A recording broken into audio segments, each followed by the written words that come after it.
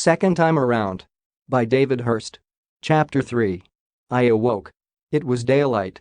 I never woke up to daylight at this time of year, not even on my days off, but I was sure that I wasn't in October anymore.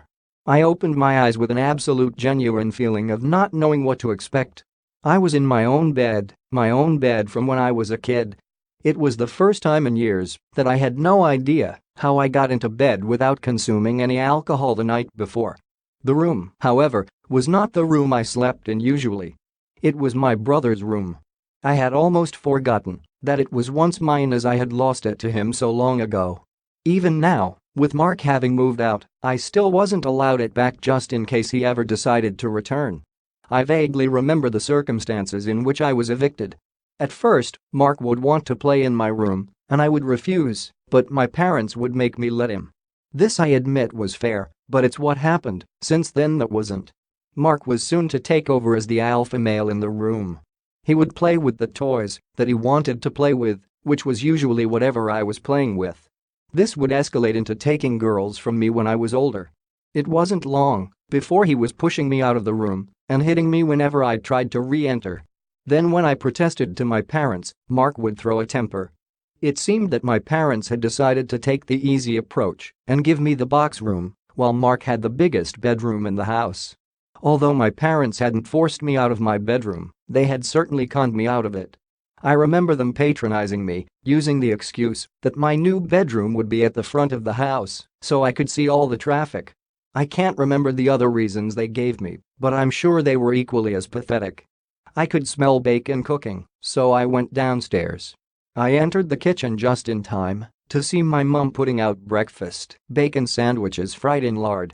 You would be hard-pushed to find a 2-year-old in the 21st century eating that.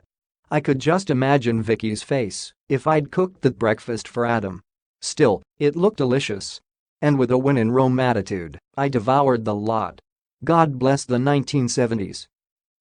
After my breakfast, my mother asked me to lift up my arms whilst doing the actions herself. I did as she asked, knowing that this was a getting dressed routine. Sure enough, my mum whisked my top off and replaced it with a Donald Duck t-shirt. She then whipped my pants down. I wasn't expecting that. At least with me now fed and dressed, and my mother having lots of housework to do, hand washing, beating out the rug on the washing line, scrubbing the doorstep etc., I would get some time to sit and think about what the hell was going on. Get your coat on, love. You don't want to be late for play school. You're kidding me. 5 minutes later I was being dragged through the streets in the middle of summer wearing a duffel coat and a pair of shorts. I hadn't been walking long, but my feet were beginning to ache. With my legs being less than half their normal length, it was like I was walking twice as far. I just couldn't win. I'm treated to a new, clean, healthy pair of lungs and now my feet are giving me trouble. That wasn't all, my bladder was now about the size of my tiny scrotum. It didn't break any records before, but now it was my nit. I asked my mum if we could nip into a shop so I could go to the toilet. My mum said there was no time. We'll have to, I protested. I'm desperate. Suddenly, for the second time that morning, I had my pants whipped out from under me. I was going to have to watch her with that one. Hurry up, we're going to be late, she said, impatiently. That was easy for her to say. She wasn't the one flashing her microscopic genitalia in the middle of the high street. I tried my best to concentrate on going, but I find it difficult enough to go in a pub toilet with 1 or 2 other people in the room. Eventually, just as my mother was about to drag me away, I began to go. It was actually quite a liberating experience and I would highly recommend it to anyone who doesn't mind a fine or community service. At this stage there was no stopping me. It was amazing how much a tiny bladder could hold. I reveled in pride as I made an arch-shaped fountain over the drain and well into the road. I made it my goal to hit a car, but unfortunately I was out of practice and out of ammo. My mother then pulled my pants up faster than she had pulled them down, lifting me off the ground and giving me a wedgie in the process. She carried me the rest of the way to play school. I had forgotten what it was like to be carried around. Well, these adults can keep their fancy cars and motorcycles. This form of transport is much more fulfilling, and it was good for the environment too. We arrived just in time, although I wished we hadn't. Play school wasn't at all like I remembered it, probably because I couldn't remember it very well. My vague memories told me that the place was much bigger. The playgroup that I had taken Adam to was much better than this and much more professional. This place was just somebody's house who felt they could make a little bit of money by cramming as many kids into one room as possible. I'm guessing that this house still features in the Guinness Book of Records in my day. The day could have been worse. I spent most of the time playing toy cars with two boys. They seemed to latch on to me, so I assumed that they were my friends, although they couldn't have been great friends because I never hung around with them since. Jeffrey was one of them. I actually have no memory of him whatsoever. It amazed me how he could happily play for hours with a line of snot hanging from his nose. Both he and the staff looked shocked when I got a handful of tissues and shoved them into Jeffrey's face whilst ordering him to blow. The other boy was called Sam. I remembered him. He works, or rather will work, in the bank on King Street. This got me thinking. My playmate, Sam, who doesn't yet know the front end from the back of a Porsche 911, gets to have a highly paid, well-respected job and, ironically, drives a Porsche 911. He even drives it the right way round these days. So if I want to achieve the same in life as him, all I have to do is keep up with Sam. I know he's going to become more intelligent than me eventually, but from where we are right now, he's going to have to make up some serious ground to get anywhere close to me. When we got home, I did finally get the time to think. My main theory was still that this was all a dream. The only other theory I had was that I had died in the car accident and I was living my whole life again. I know this in itself wouldn't account for the first 2 years of my life, but my explanation for this is that I had actually lived those years, but they were too early in my life to remember. As far as my conscious being went, yesterday was the beginning of my life. I also think that being breastfed by my mother would have carried a detrimental psychological impact. The reason why this had happened? I didn't know. Why do these things happen?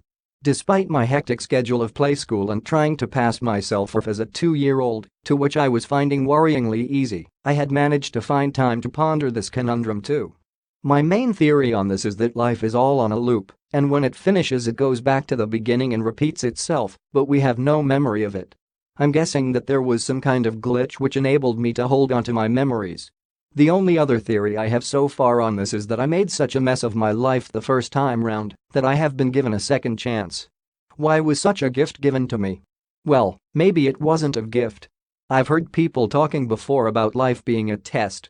Well, maybe it is, and I failed so miserably that I didn't graduate to heaven and had to repeat the test all over again.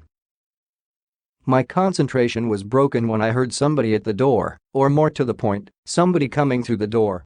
The mystery person entered loudly to announce themselves in a way that made it obvious that it was someone who didn't live here but thought themselves close enough to come in without knocking. I knew exactly who it was, and I wasn't happy. For a change, my mother seemed equally unhappy at the sight of Uncle Lee. I was given a chocolate bar to keep me quiet while she made Lee a cup of tea and disappeared into the kitchen with him, closing the door as they entered.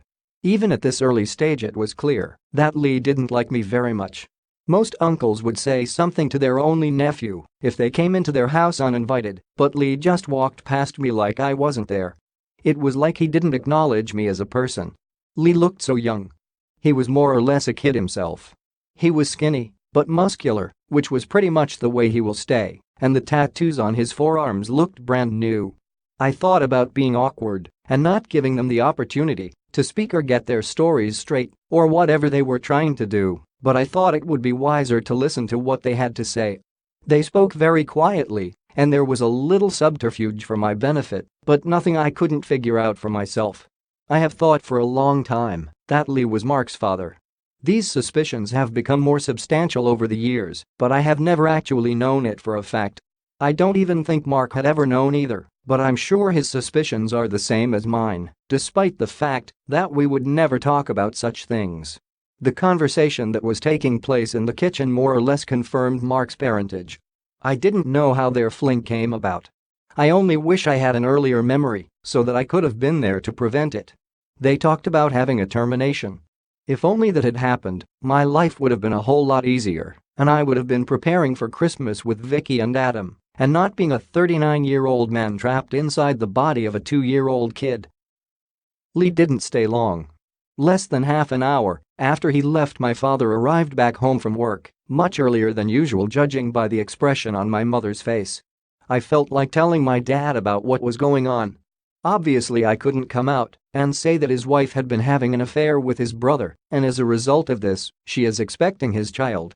I would have had to put it into more childlike words such as, "I saw Mummy and Uncle Lee cuddling in bed with no clothes on.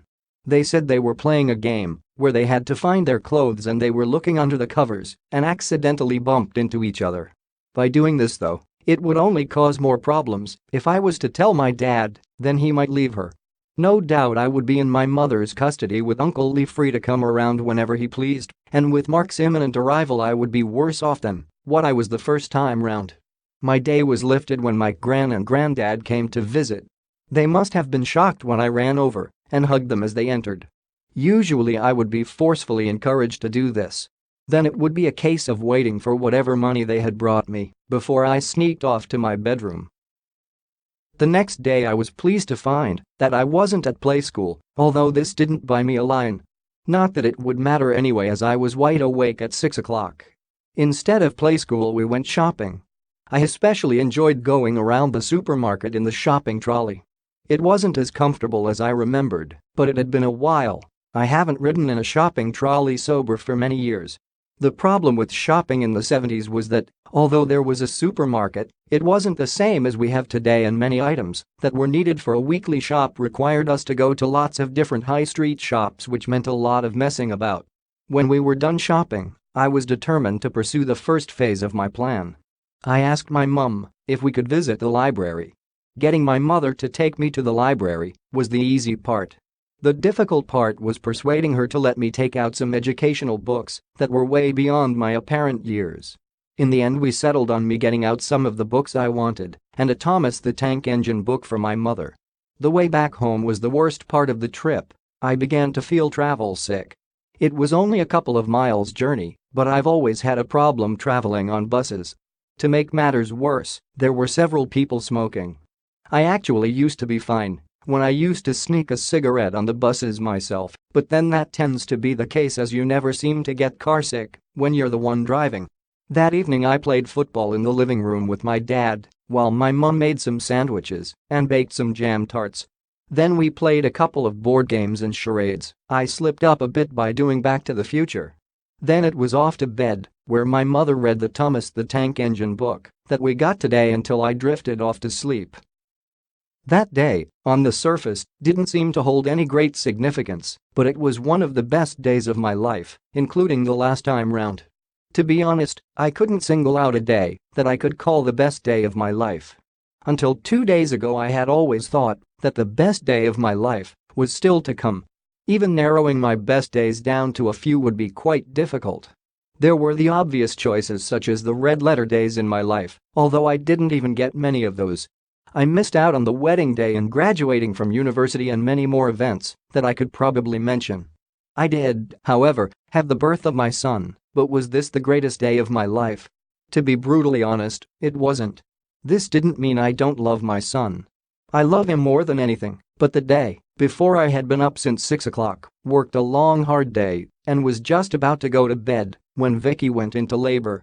She would remain in labor for the next 25 hours and 55 minutes. I'm not saying the day was particularly easy for her either. We spent the first night waiting for doctors, and then when we saw them, we were fobbed off for another couple of hours. I wasn't allowed to sleep during this time because Vicky couldn't. Then, when the second stage of labor commenced, the midwife and nurses made me feel like I was getting in the way. Vicky was shouting and swearing at me, and there was always the worry about any problems occurring. So, despite the reward being well worth it, it was still a day I'd rather not repeat. I could say my best day was the day I met Vicky. The way she looked at me that night made me feel like the most important person in the world and not the pathetic older brother of Mark. Unfortunately, other events that evening took the shine off it. Another contender was the time when we were on holiday and nearly broke the plaster off the ceiling of the apartment below. However, because of the way things turned out with Vicky, this was all null and void.